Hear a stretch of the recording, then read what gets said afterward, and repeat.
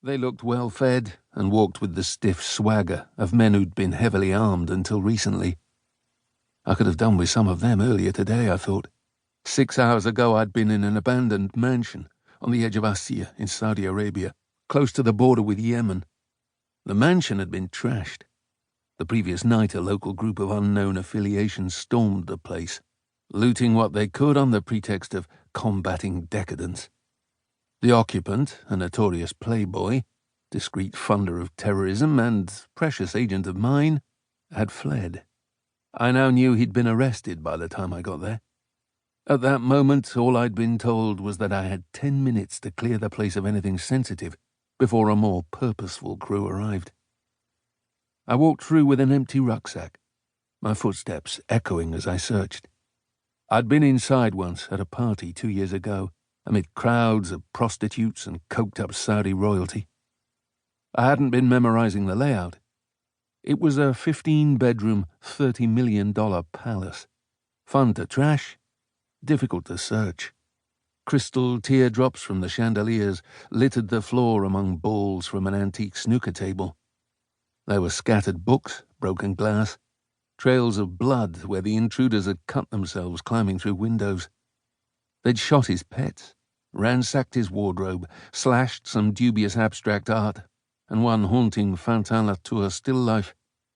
A single word of spray-painted Arabic livened the wall. Yerhal. Leave. Which was good advice. "Are you seeing this?" a voice in my earpiece asked. The satellite image on my phone showed a convoy of 5 Toyota pickups heading straight toward me.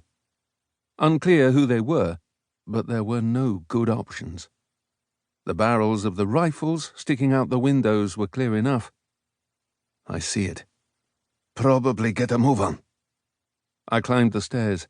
The first floor gave a view across the grounds. Most of the buildings I used in the Gulf were built with anti-ram walls, barriers, ballistics window film. This wasn't one of them.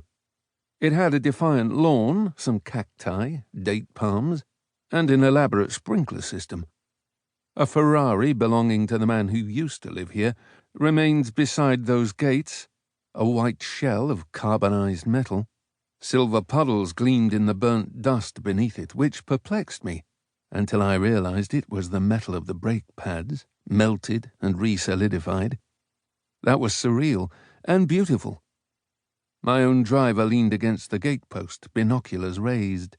A plume of dust from the convoy reached up from the suburbs of Abha, the nearest city.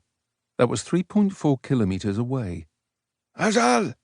"Quick," he shouted, turning.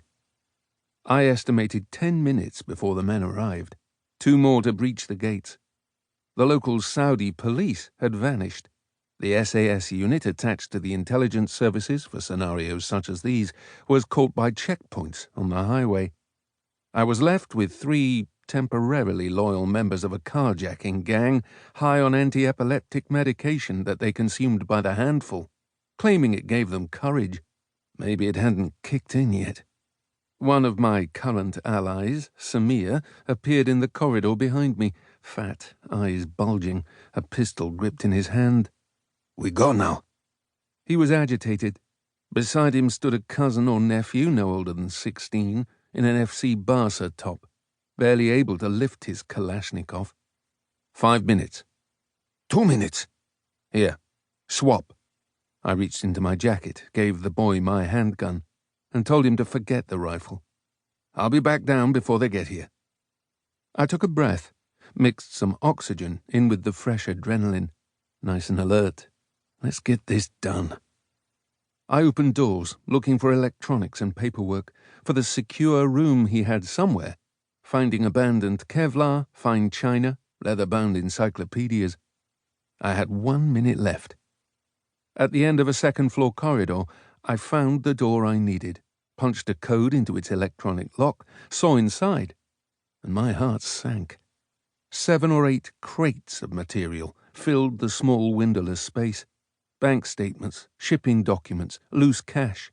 I counted 4 laptops, 7 concertina files, stacks of invoices for the weaponry he was funding.